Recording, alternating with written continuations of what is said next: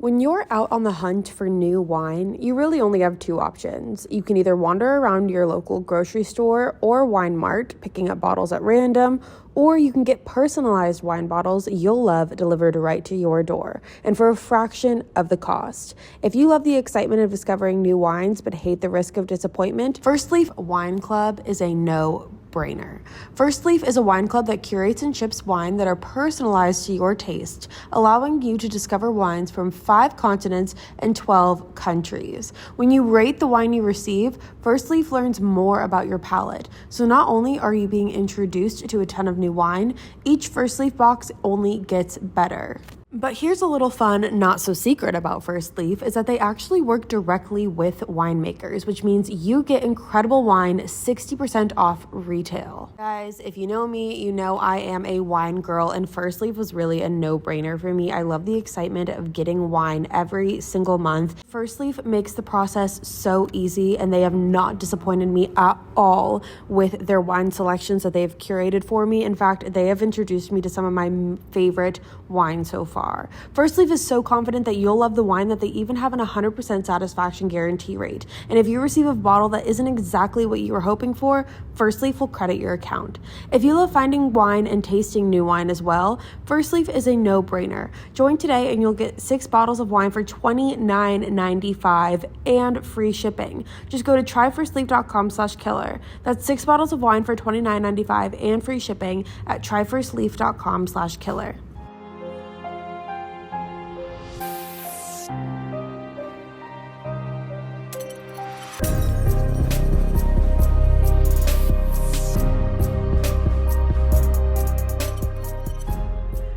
Hello everyone, what is up? Welcome back to another episode of Killer Instinct, you guys. If you are new here, hi, my name is Savannah and I am your host of Killer Instinct. Before we get started, make sure you go ahead and hit that subscribe button, that way you never miss an episode. We post weekly here on the podcast every Wednesday and then again every Thursday on YouTube as well, and you're not going to want to miss it.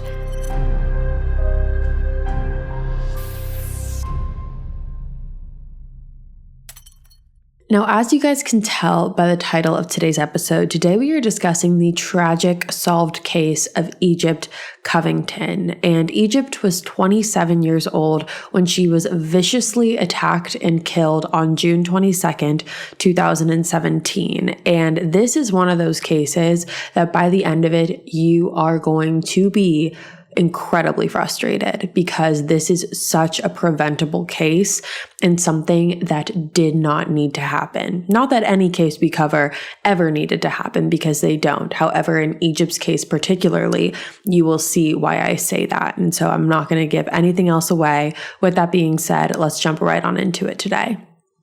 Egypt Covington was born on July 19th in Detroit, Michigan, to her parents Chuck and Tina. And Egypt grew up in a really big blended family. Her parents split up when she was young, and afterwards her dad went on to marry a woman named Chris, who was her stepmom. And Chris and Egypt also had a really great and loving relationship.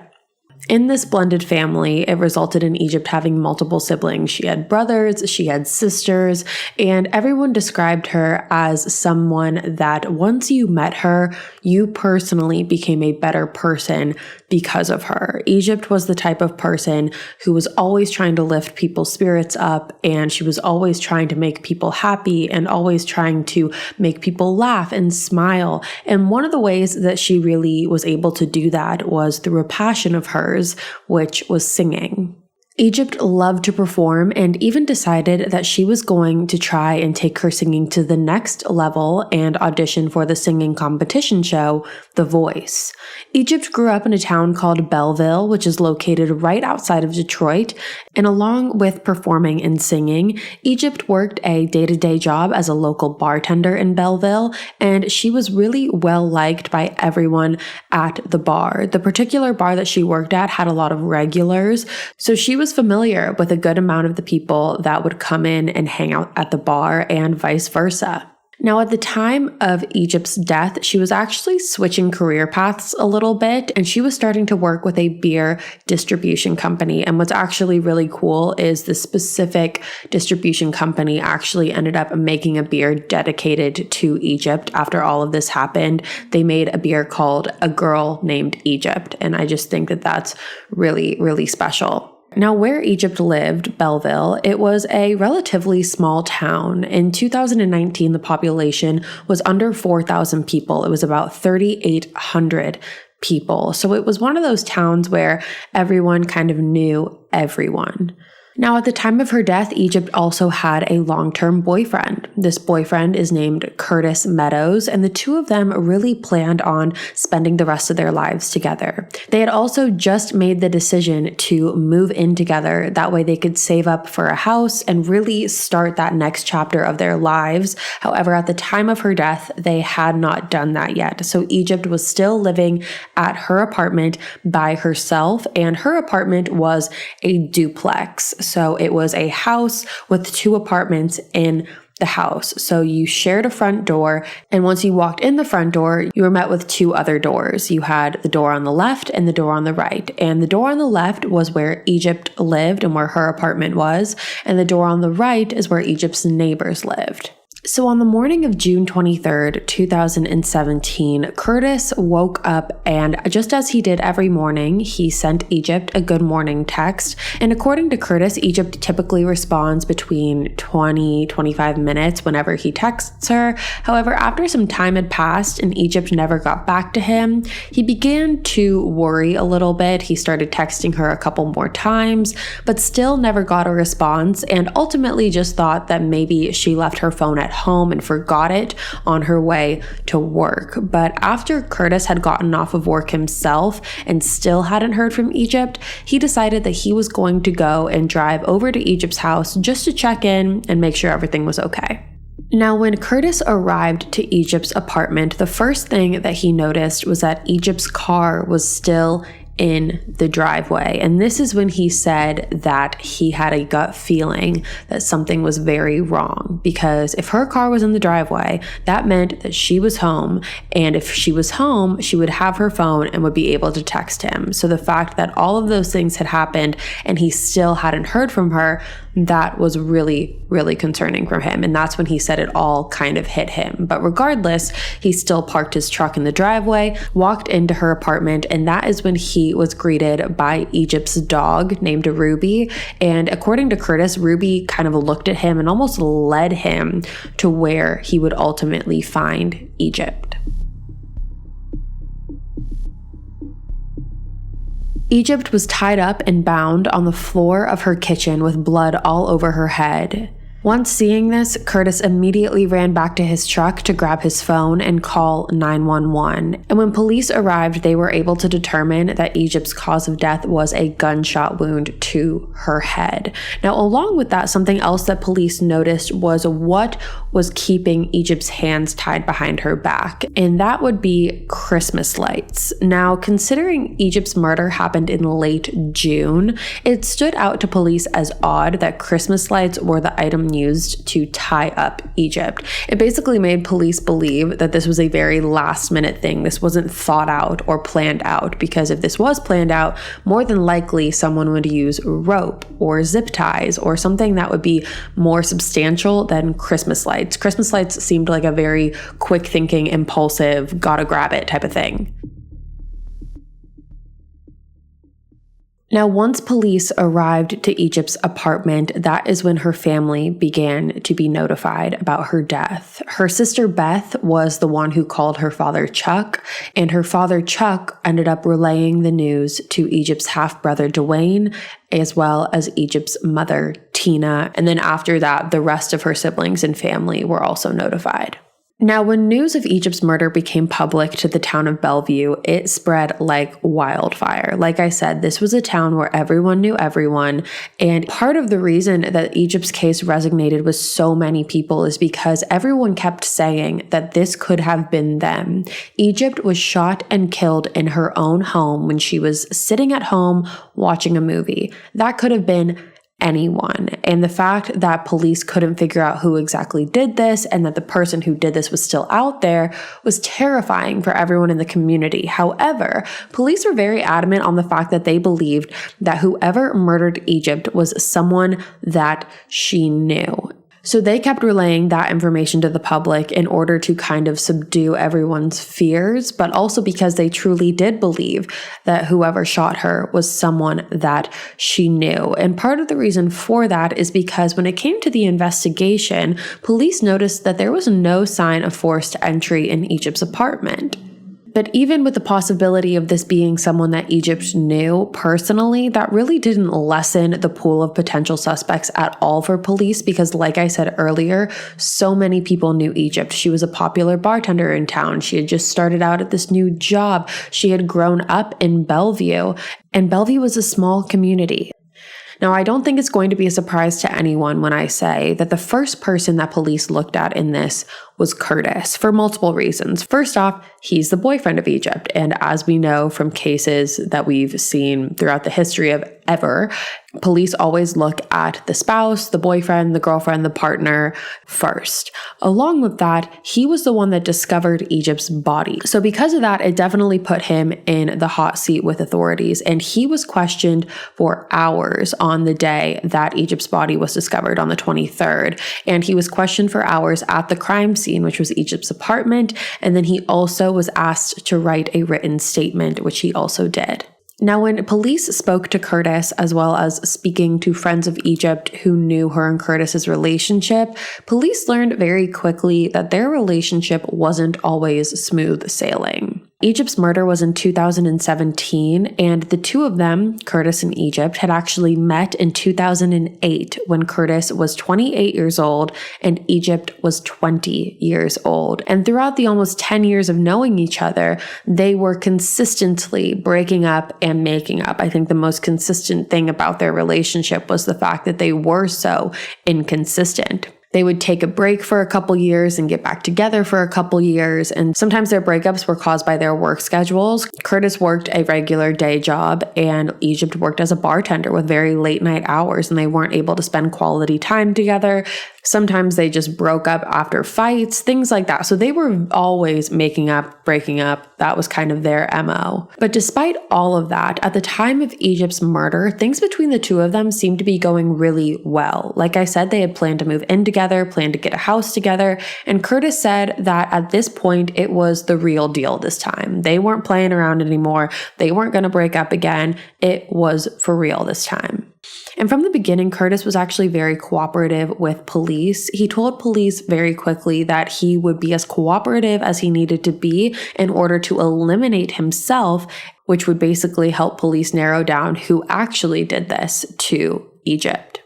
And that's exactly what happened. Curtis ended up taking a polygraph test. He passed the polygraph, and police ended up eventually clearing him as a potential suspect.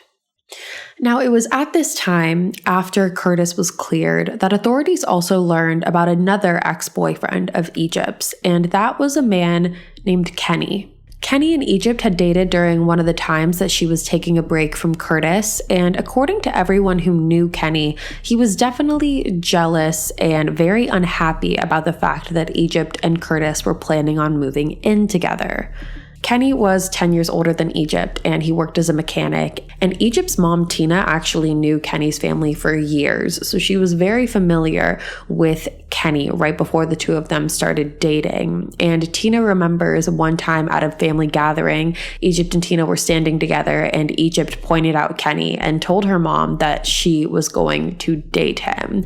And because Tina was very familiar with Kenny and his family, she knew that his reputation was not one of being very committed. He was kind of a player, had that kind of reputation, and Egypt looked at her mom straight in the eyes and told her that she was going to fix that. She was going to make Kenny date her, and that is exactly what ended up happening. The two of them fell in love, dated for about 3 years, but the two of them ultimately ended up breaking up. But they ended up leaving things on very amicable terms, but even with that, Kenny wasn't too thrilled at the fact that shortly after they broke up, Egypt went back and got together with Curtis again. Once her and Kenny had broken up and she had gotten back with Curtis, Egypt had actually raised some concerns to her friends and family that Kenny was following her. She said that everywhere that she went with Curtis, Kenny would find a way to show up. And there were also points where even Curtis saw Kenny casing Egypt's car. This happened multiple times. And 5 days prior to Egypt's murder, there's a local tradition in Belleville, and that is called the Strawberry Festival. And it is exactly what it sounds like. It's like a farmer's market of strawberries, essentially, and there's, fun games, things like that. And so everyone in the town of Belleville was going to be at this festival, and Egypt knew that Kenny was going to be there, but still she wanted to go and enjoy the festival with her boyfriend. So her and Curtis decided to go to the festival, and Kenny also went to the festival as well. And Kenny arrived by himself. He didn't go with friends, but he said that it was such a popular tradition in Belleville. He was sure that he would see people that he knew at the festival and he could just kind of tag along with them. Now, what ended up happening here is that Curtis and Kenny arrived to the festival separately, and Curtis was waiting for Egypt to arrive as well. So Curtis got there before Egypt, and Kenny was also there. And while waiting, somehow Kenny overheard or was told by someone that Egypt and Curtis were planning on moving in together, and this did not sit well with him. So by the time Egypt arrived, Curtis actually saw as Egypt went over to talk to Kenny, who essentially basically told her, like, why wouldn't you tell me that you were moving in with Kenny? Like, why can't you talk to me about this? Now, this ended up in a very heated argument between Kenny and Egypt ended up storming off, and Curtis went with her and said that she was very upset about all of this. And like I said, this was only 5 days prior to her murder, so this definitely put Kenny on police radar. Before we move any further, I want to take a minute and thank our sponsors for today's video. All right, you guys, let's talk about BetterHelp. If you have never heard me talk about BetterHelp before, BetterHelp is an online counseling service that provides you with professional counseling in the comfort of your own home. Once you sign up with BetterHelp, you will then take a short quiz, and based off of the results of that quiz, BetterHelp will pair you with a counselor that is best deemed to fit your needs. BetterHelp has licensed professional counselors who have specialized in depression, stress, anxiety, relationships, sleeping, trauma, anger, family conflicts, LGBTQ+ matters, and more. BetterHelp is available worldwide, and anything you share is confidential. BetterHelp is convenient, professional, and affordable. And in fact, so many people have been using BetterHelp that they are actually recruiting an additional counselors in all 50 states. I want you to start living a happier life today. As a listener, you'll get 10% off your first month by visiting our sponsor at betterhelp.com/instinct. Join over 1 million people who have taken charge of their mental health. Again, that's BetterHelp, HELP.com/instinct. Whether it's saving more or spending less, getting organized, or eating healthier, there are a lot of worthwhile goals to set for yourself this year. And at the top of my list is learning a new language with Babbel, the language learning app that's sold more than 10 million subscriptions. Personally, I chose Italian as my language to learn with Babbel. I started taking Italian my freshman year of high school and only took it for a year, so I wanted to get back into it. And the whole Babbel process is addictively fun, fast, and easy. Babbel teaches bite-sized language lessons for the real world use. You guys, Babbel has been such a fun experience for me. Every day I just take 15 minutes out of my day and I get to learn a new lesson. They have 15-minute lessons that make it the perfect way to learn languages on the go, and their teaching method has been scientifically proven to be effective, and you can choose from 14 different languages that Babbel offers. And right now, when you purchase a 3-month Babbel subscription, you'll get an additional 3 months for free. That's 6 months for the price of 3. Just go to babbel.com and use promo code KILLER. That's BABBEL.com, code KILLER. Babbel, language for life. Ritual's Essential for Women 18+ multivitamin was formulated by exhaustive research to help fill nutrient gaps in the diets of women ages 18 and up. It is formulated with nutrients to help support brain health, bone health, blood health, and provide antioxidant support. But Ritual didn't stop there. They invested in a gold standard university-led clinical trial to prove the impact of Essential for Women 18+ multivitamin. And what were the results? Results showed that Essential for Women 18+ increased vitamin D levels by 43% and omega-3 DHA levels by 41% in just 12 weeks. The clinical study was published in a leading scientific journal, Frontiers in Nutrition, and a published clinical study is a big deal and a serious commitment to a first-of-its-kind standard in the industry. Now, you guys, one of my big goals for 2022 was to get on top of my health and taking more vitamins, and I have put this one into my routine, and I have been loving the results. I really can tell that I just overall feel better, I have more energy, and I really just love that I know that I'm doing something good for my body. And right now, Ritual is offering my listeners 10% off your first 3 months. That's ritual.com/killer and turn healthy habits into a ritual. That's 10% off at ritual.com/killer. Do you know why free trials renew without your consent? It's a business scam out to get you. Don't let greedy corporations pocket your money. Download Truebill and take control of your subscriptions. Truebill is the new app that helps you identify and stop paying for subscriptions you don't need, want, or simply just forgot about. And on average, people save up to $720 a year with Truebill. You guys, I've told you this before. I used to have to sit down with my family every single month and go over all of our subscriptions, what we're paying for, how to get out of it, who's going to get us out of it, and Truebill has saved us all of that hassle. With Truebill, my family was able to save $745. And don't just take it from me, because Truebill has over 2 million users and has helped save them over $100 million. Don't fall for subscription scams. Start canceling today at truebill.com/killer. Go right now, truebill.com/killer, and it could save you thousands a year. Truebill.com/killer.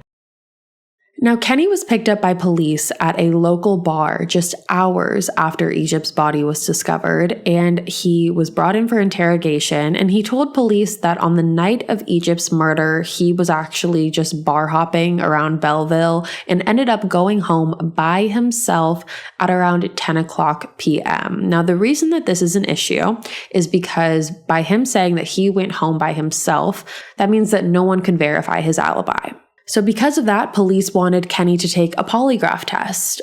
The polygraph test was about his whereabouts on the night of Egypt's murder, as well as if he had any involvement, if he knew who did it, if he was in any way responsible, and he basically answered no to all of those questions. But Kenny failed this polygraph test miserably. In fact, the only answer that he got right on this test was his name. Now, after he failed the polygraph, he ended up getting a lawyer, and Kenny was very vocal to everyone about the fact that he had failed this polygraph. And when you hear that someone has failed a polygraph about a murder investigation and if they were involved in it at all, it definitely raises some eyebrows and raises some red flags. And so because of that, many people in the community basically took that piece of information and made up their mind that Kenny was responsible. But there was one person who basically defended Kenny in all of this, and that was actually Egypt's mom.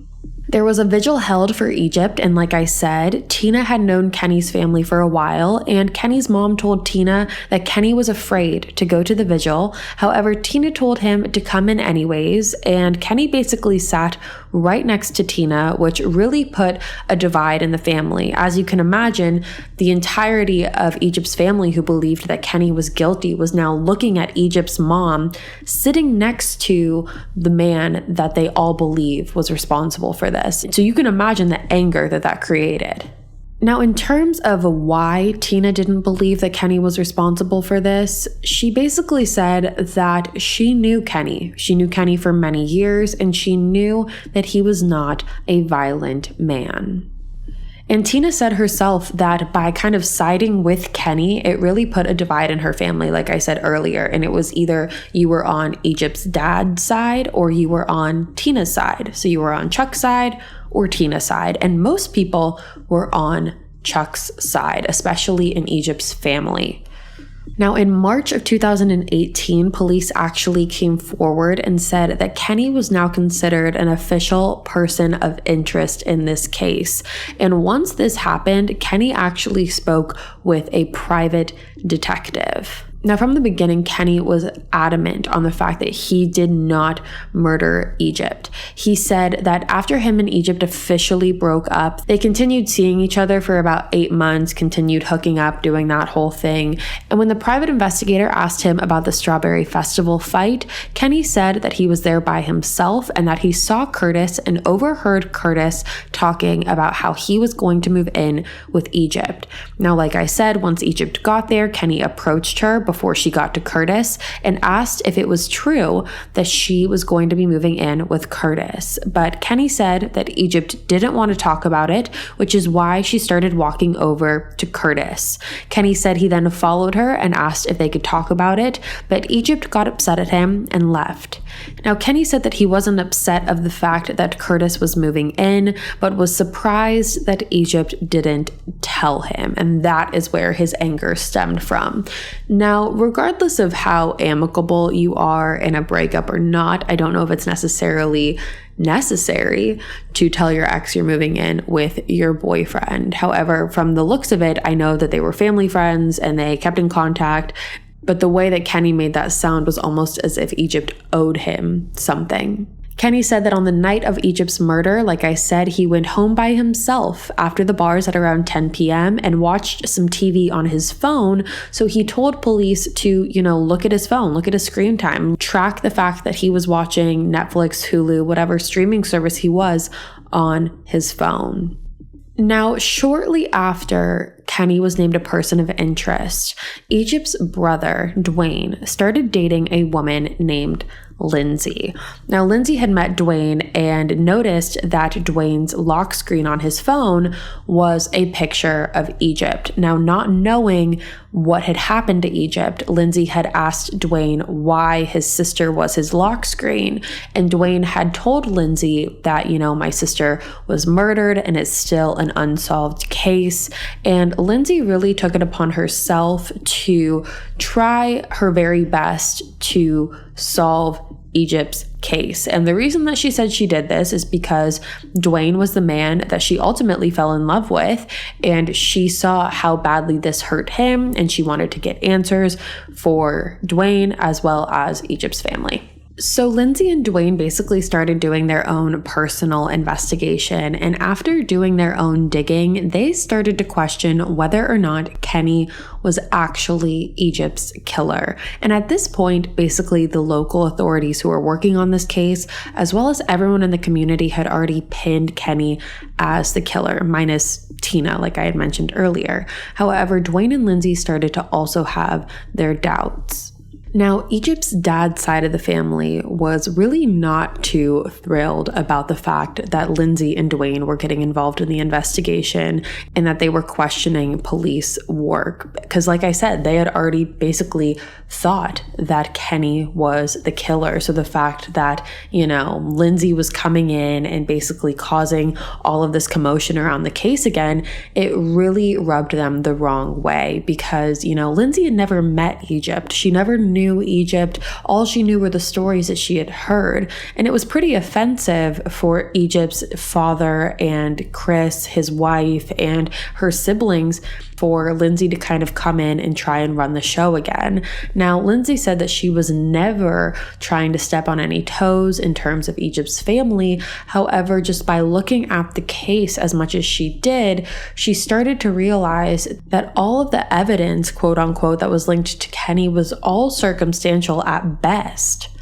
But like I said, Chuck and Chris were very upset that Lindsay and Dwayne basically had the audacity to implement themselves in this. But regardless, they were determined. They became very involved in this investigation and were looking into everyone all over again. That included Curtis, that included Egypt's friends. It also included Kenny, and it included Egypt's neighbors. Lindsay and Dwayne told the local detectives that were working on this case that they wanted the Michigan State Police to be the ones to look into this case, which obviously the local detectives had a very big problem with because they thought that it was kind of a jab at how well they could do their job. But the reason that Lindsay and Dwayne said that they wanted that is because the Michigan State Police had a lot more resources than the local authorities did. And finally, after a lot of back and forth and after a lot of passive aggressiveness and arguing and this and that, the Michigan State Police finally took over Egypt's case. Now, I want to take a moment and talk about where exactly Egypt lived. And I know I briefly touched on it earlier that she lived in a duplex, but I also want to mention her neighbor in particular. So like I said, Egypt lived in a duplex. They shared a front door, and then it was Egypt's door on the left and her neighbor's door on the right. And Egypt had expressed to her family and multiple of her friends some of her concerns about who her neighbors were. Now, her neighbors actually had a license to sell and grow medical marijuana, which resulted in a lot of people coming in and out in that house on a daily basis. Egypt told her mom in particular that she was worried and didn't really feel safe with the amount of people that were going in and out and the types of people that she was seeing going in and out of this house. And police did talk to Egypt's neighbors, and Egypt's neighbors were actually at a music festival over 200 miles away from where Egypt's apartment was. So they were pretty much ruled out immediately because they were not there, nor were they anywhere near their apartment at that time. Now, only 3 months after the Michigan State Police took on Egypt's case, they ended up calling Tina directly and told them that they were finally able to make an arrest in Egypt's case. Now, once the entire family was made aware of this arrest, they all felt a huge amount of relief that Egypt was finally going to get justice. However, there was one big piece of information that police were holding on to, and that was who they arrested. So everyone knew that there had been an arrest made, but no one knew who it was. Was it Kenny? Was it Curtis? Was it a friend of Egypt's? At this point, no one really knew. But in the last few weeks of 2021, the names, and yes, I said names, plural, of the men arrested were released. Shane Evans, Timothy Moore, and Shandon Groom. These were the names that no one had heard before, not even Egypt's closest friends and family. However, these were the 3 men that were arrested for her murder. Now, like I said, Belleville was a very small town. Everyone knew everyone, but no one knew these men. And because of that, it led to the bigger question of who were they, what was the motive, and why Egypt? So here's what we know. Timothy and Shane are actually brothers, and Shandon is their cousin. So the 3 of them are related, and Egypt actually went to high school with Shane Evans, and she would also see him occasionally because Shane was hired by Egypt's neighbors to cut their lawn. Now, Shane was actually the one to come to authorities, and he told authorities that on the night of Egypt's murder, Timothy and Shandon, who were visiting town from Toledo, Ohio, wanted some marijuana, and Shane said that he knew a guy that they could get some from, and that guy was Egypt's neighbor. But like I said, Egypt's neighbor was at a music festival, so the plan was that they were going to go in and rob the neighbor for their marijuana. Now, according to Shane, he was the one basically driving the getaway car. So he was driving a truck, and Shandon and Timothy were in the passenger and back seat of the truck. And when he pulled up to the house, which was the duplex that Egypt lived in, Shane said that he specifically pointed to the right side of the house and told them to go in to the right side and to go in through the right door. Then shortly after, Timothy and Shandon got out and walked in. Now, somewhere between getting out of the car and walking through the front door and being greeted by the left door and the right door, even though Shane said he specifically told them to go through the right door, Shandon and Timothy went to the left door. Once the two men got into Egypt's apartment, Egypt is now seeing these two men for the first time. These are men she had never seen before. Like I said, she had gone to high school with Shane, but Shane was still in the getaway car. Timothy and Shandon then bound her with Christmas lights and shot her in the head, placing a cushion between her head and the gun to try and muffle the sound, and then they left. Now, once they got back in the car, Shane said that Timothy and Shandon did not mention anything about what had happened to Egypt until later that night when Timothy texted Shane and just said, quote unquote, "Whoops, wrong door." Now that text, even when I just say that, I get chills just saying that. To be so casual as "whoops, wrong door." Whoops, wrong door. Are you kidding me?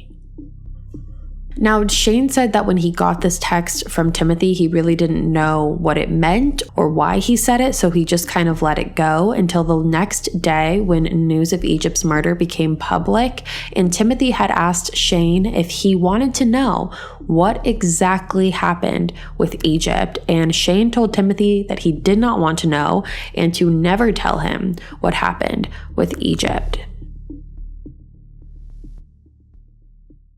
And that's really the story that we have. So we have this vague series of events, but even though we have that, we still don't have the why. Did these men purposefully go through the left door instead of the right?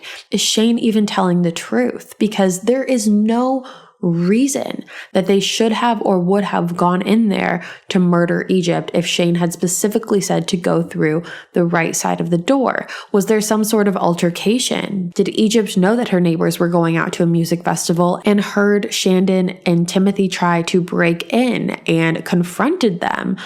However, with Timothy's text saying "whoops, wrong door," that does kind of make you think that that was not the case and that he automatically went through the left door, which was Egypt's apartment. But why did they have to kill Egypt? What was the purpose of that? That kind of makes me believe that maybe she did confront them. However, again, with the "whoops, wrong door," it really doesn't seem like that. And again, is Shane telling the truth? We just don't know. And right now, Timothy and Shandon are actually facing charges of first-degree murder, while Shane is facing charges of felony murder. They were arrested in November of 2020 and will most likely go to trial either later this year or early next year. And the state police are basically very matter-of-fact that these are their three men that murdered Egypt. You know, the whole, was it Kenny? Did Kenny do this? That's kind of gone out the window at this point. Kenny was not their guy. However, Chuck and Chris and a lot of Egypt's family and really everyone, and I think even you guys while sitting here and listening and watching, because I know I did the same thing, are having a really hard time wrapping their head around the fact that Egypt's life was so brutally and viciously ended all over a bag of weed. That's why she had to die. She had to die over a bag of weed. And that just doesn't, it makes no sense. And it's not really something that a lot of people can wrap their head around. It's not something that a lot of people can justify because it's not justifiable. However, trying to think of a motive and what exactly happened. If Shane told them to go through the right door, why would they go through the left? Is Shane telling the truth? Is Shane lying? Is Shane equally as a part of this as the other two? We just don't know, but I am very curious to see what you guys have to say about this one, because this one, you guys, really has been messing with my head for the last couple of days because I just can't figure out what happened between Timothy and Shandon getting out of the car, if that's even what happened, if Shane wasn't involved. Timothy and Shandon getting out of the car, them going into the duplex, and them leaving. What exactly happened? But that is all for me today, you guys. Thank you so much for tuning in to another episode of Killer Instinct. Like I said, if you're new here, hi, my name is Savannah and I am your host of Killer Instinct. Make sure you go ahead and hit that subscribe button. That way you never miss an episode. We post weekly here on the podcast every Wednesday and then again every Thursday on YouTube as well. You're not going to want to miss it. I'll be back next week with a brand new case for you guys. And until then, stay safe. Bye, guys.